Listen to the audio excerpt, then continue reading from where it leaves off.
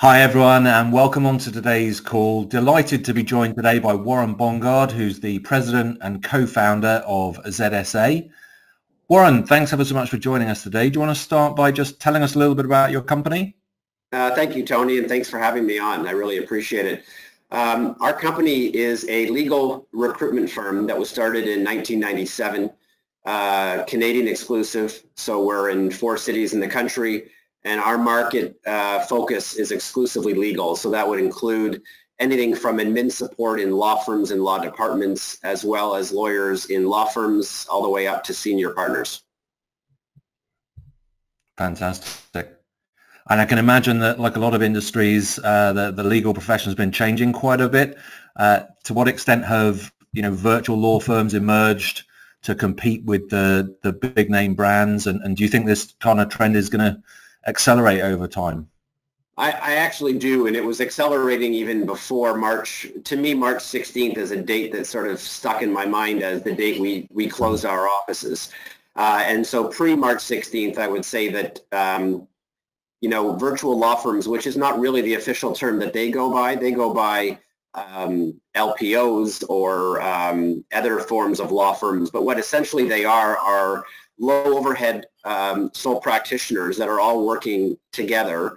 In some cases, you may have heard of companies in North America and the UK that are doing very similar things where they address an inefficiency in the marketplace where you have underemployed lawyers looking for work, some of whom are extremely talented and trained in big law, but for whatever reason have found themselves out of work or out of hours and have some capacity.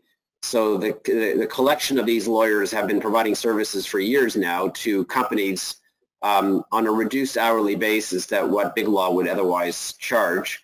And since COVID, what we're seeing is more lawyers being forced into this sort of entrepreneurial world of practicing law. And frankly, from my perspective, I think it's a wonderful thing to address this inefficiency in the market where lawyers are finding work. They were gaining experience in the big law firms and now deploying themselves with their own resources. Some cases, entrepreneurs have sprouted out, starting these mini law firms with no overhead, no bricks and mortar, just offering their services through marketing, and it's working. And so I think with COVID, I think you're going to see a big uptick in this. We've seen almost exactly the same thing happen in the management consulting industry, so I'm not at all surprised to hear that. In terms of other challenges that the pandemic has thrown up, what kinds of things have you seen law firms trying to contend with over the last few months? Well, so the minute lawyers were sent home, like all of us in March, I noticed managing partners with whom I've been monitoring closely, their comings and goings. They've all, mostly I should say, not all, most of them have taken some anticipatory measures to prepare for what initially we all thought was the apocalypse, which turned out to be not so much. But nonetheless, law firms have cut partner draws right out of the gate to ensure they had cash to deal with things. Many firms, not all, cut salaries of associates, which frankly we haven't seen ever as far as I can recall for the 23 years. If anything, law firms are fighting with each other to pay more to attract the best talent.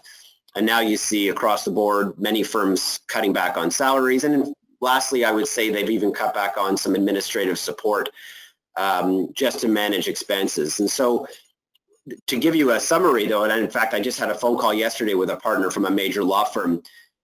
Most of these firms, at least the ones I've spoken to, have managed to maintain their budget expectations for this year. We're now at the halfway mark of the year, just early July.